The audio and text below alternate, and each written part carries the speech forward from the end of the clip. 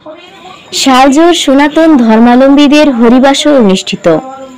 বিশ্বের আলো টিভি, রথীন্দ্রনাথ সরকার। 11-8-2025। রাজশাহী জেলার বাগমারা উপজেলার অন্তর্গত শালজোর গ্রামে সনাতনী ধর্মাবলম্বীদের মহা ধুমধাম এবং ধর্মীয় ভাবগাম্ভীর্যের মধ্যে দিয়ে হরিবাসর অনুষ্ঠান অনুষ্ঠিত হয়েছে।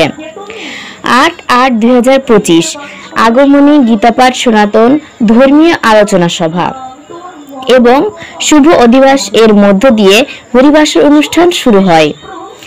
9-8-2025 হরিবাসরের দ্বিতীয় দিন শ্রীকৃষ্ণের লীলা কীর্তন পরিবেশিত হয়। 10-8-2025 শ্রীকৃষ্ণের লীলা কীর্তন, দুপুরে সূর্য পূজা এবং রাতে শ্রীকৃষ্ণ রাধারানীর রাস এবং 11-8-2025 মহাপ্রভুর ভোগ ও মহন্ত বিদায় এর মাধ্যমে হরিবাসর সমাপ্ত হয়। সেখানে সনাতন ধর্মাবলম্বীদের প্রচুর ভক্ত সমাগম হয়। শালজোর গ্রামের এবং 1 নম্বর গোবিন্দপাড়া ইউনিয়নের সাবেক চেয়ারম্যান বিজন কুমার সরকার বিশ্বের আলো টিভি রাজশাহী প্রতিনিধিকে জানান, সেখানকার হরিবাসরের মহিমা। সেখানে এত পরিমাণ প্রতিবারই এরকম ভক্তবিন্দু হয়ে থাকে।